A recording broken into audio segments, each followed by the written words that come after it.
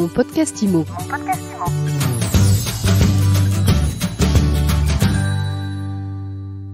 On parle crédit immobilier aujourd'hui dans mon podcast IMO. On fait le point sur les taux de crédit et sur le taux de l'usure avec le professeur d'économie Michel Mouillard. Michel, bonjour. Bonjour Ariane.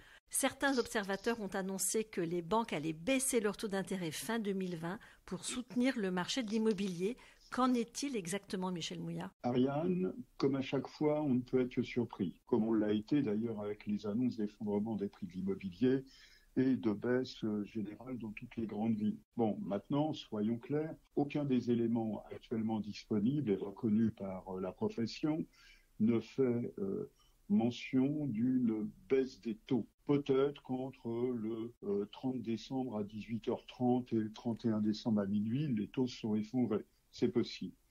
Mais soyons clairs, en novembre, l'Observatoire Crédit Logement CSA nous disait qu'on était stabilisé à 20% en moyenne, hors assurance, hors frais de dossier, tout et tout. Et puis, la publication de la Banque de France auquel certaines font référence dans un communiqué commercial nous rappelle que de toute façon, le taux actuariel effectif global, donc ce qui, en gros, on va simplifier pour les non-spécialistes, des taux bidouillés avec les durées, les frais de dossier, tout ça, mais en gort, le taux remonte entre le troisième trimestre et le quatrième trimestre. Et l'enquête qui est réalisée par la Banque de France l'est en novembre et sur la première décade de décembre. Donc ça signifie que de toute façon, quand on voit par exemple que les prêts à moins de 10 ans augmentent de 11 points de base, que les prêts qui sont les prêts de 10 à 20 ans augmentent de 4 points de base, on est quand même surpris d'apprendre que les taux ont baissé.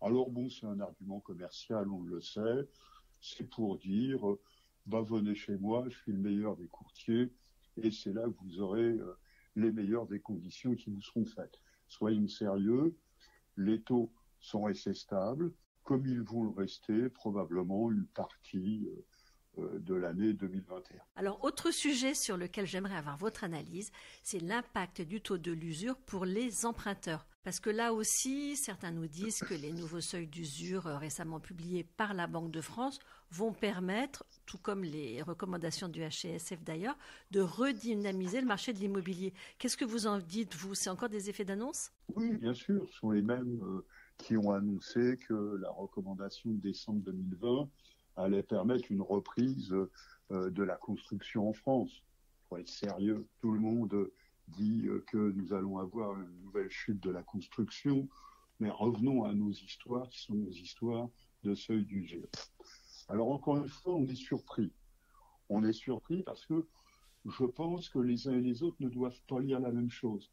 Ou alors peut-être qu'ils se trompent de sens de présentation de la courbe. Si on prend le seuil d'usure sur les prêts à moins de 10 ans, alors évidemment, entre le quatrième trimestre 2020 et le premier trimestre 2021, on a 15 points de base d'augmentation du seuil d'usure qui est donc sur le premier trimestre 2021 à 2,56%.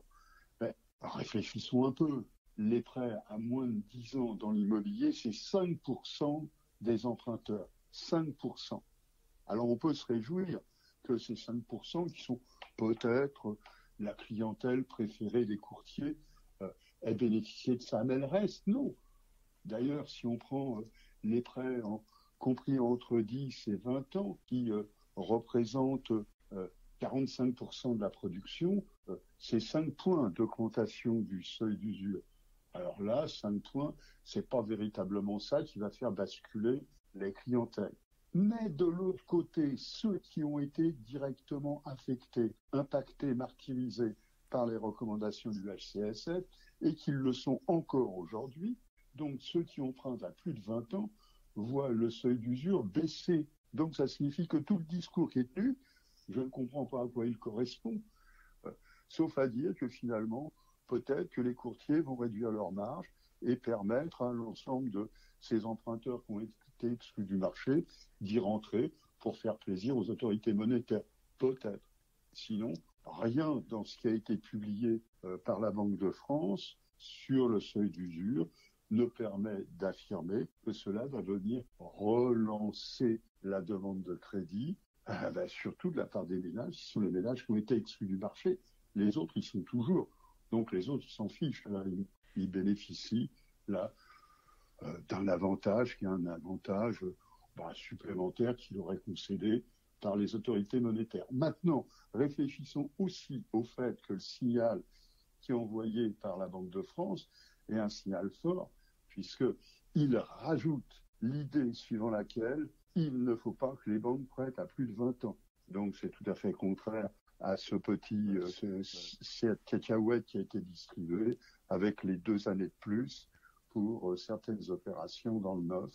C'est la recommandation de décembre dernier. Voilà, donc soyons un peu sereins, évitons que les réveillons de fin d'année perturbent les analyses du marché.